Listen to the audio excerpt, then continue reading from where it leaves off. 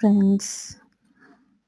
ரொம்ப மனசுக்கு கொஞ்சம் கஷ்டமா இருந்துச்சு. அந்த வீட்ல வந்து நான் 10, 15 பேர் எல்லார் வீட்டுக்குமே வந்து குடுக்குறதுக்கு நான் சமைப்பேன். வெள்ளிக்கிழம ஆச்சுன்னா. ஆமா. அப்படிதான் சமைச்சுலாம் குடுத்துட்டுருந்தேன். ஆ இப்போ உடம்பு முடியாதனால தான் வந்து என்னால அப்படிலாம் செய்ய முடியல. அப்போ வந்து எல்லாருக்குமே வந்து கீழ, மேல எல்லாருக்குமே குடுப்பேன். அதேமாரி அங்க வந்து ஏழை பணக்காரவங்கலாம் இல்ல. எல்லாம் வந்து டீச்சர்ஸ் வந்து கவர்மெண்ட் ஜாப்ல இருக்கிறவங்க, அப்படிதான் அதேமாரி ரயில்வேல வேலை பார்க்குறவங்க, இப்படிதான் எல்லாருமே இருப்பாங்க. எல்லாருக்குமே நான் குடுப்பேன். அவங்க வந்து இந்த மாரிலாம் தப்பாலாம் எடுத்துக்க மாட்டாங்க. அ எ ஏன்னா எனக்கு ரொம்ப கஷ்டமா இருக்கு. அந்த வீட வந்து ரொம்ப மிஸ் பண்றேன். இருந்தவங்க ஃபுல்லாவே வந்து அவ்ளோ நல்ல கேரக்டர் தான் நான் சொல்லுவேன். ஏன்னா எனக்கு ரொம்ப புடிச்சவங்களுக்கு நான் எடுத்துட்டு போய் குடுப்பேன். அதேமாரி எதிர் வீட்ல அங்க அக்கம் பக்கத்துல உள்ள எல்லா மாற்று மத சகோதரிகளும் இருப்பாங்க. அவங்களுக்கும் குடுப்பேன். அவங்கலாம் இந்த மாரி தவறெல்லாம் எடுத்துக்கவே மாட்டாங்க.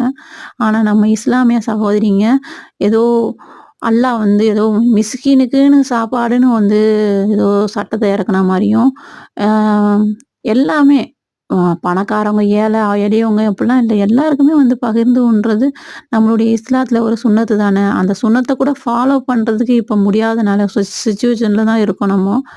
வீட்லயே வந்து உஸ்தாத் தான் இருக்கிற பிள்ளைங்களும் இருக்கு. அவங்க வீட்லயே வந்து மாணவிகளும் இருக்கு.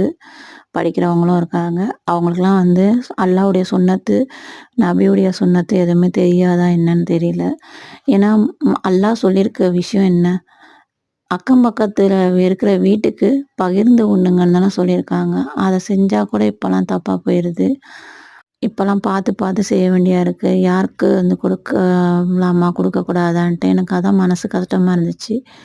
இப்பலாம் வந்து அந்த பள்ளிவாசல் வாசல்ல போய் குடுத்தா தான் அது வந்து அ ஏன் இப்ப குடுக்குறாங்கன்னு இப்ப தான் தோணுது எனக்கு. அக்கம் பக்கத்து வீட்ல குடுக்காம எல்லாம் தப்பா எடுத்துக்கிட்டா என்ன பண்றது? அட்ஜஸ்ட் பண்ணி மனசுக்கு யாருக்காவது மனசும் கஷ்டப்படக்கூடாதுன்னு நெனைப்போம். ஆனா ஈஸியா வந்து மனச கஷ்டப்படுத்திட்டு போயிருவாங்க.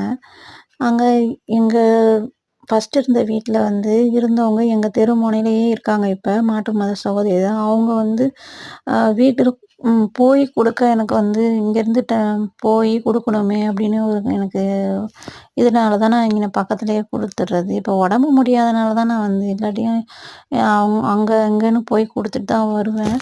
என் ஃப்ரெண்ட்ஸுங்களுக்குன்ட்டு, எங்க அம்மா வீட்டுக்குன்ட்டு. இப்போ முடியாத சிச்சுவேஷன்ல சரி இங்க பக்கத்துலயாவது குடுப்போம் அப்படின்னு நெனச்சது தப்பா போச்சு. சரி இனிமேட்டு வந்து அவாய்ட் பண்ணிருவோம் அப்படின்னு நான் இருக்கேன். ஒருத்தவங்களுக்கு நம்ம நல்லது செஞ்சா கூட அது வந்து தவறா எடுத்துக்கிற காலமா இருக்கு இப்ப. ரொம்ப பார்த்து தான் இப்ப வந்து ஒவ்வொரு விஷயமும் செய்ய வேண்டியா இருக்கு.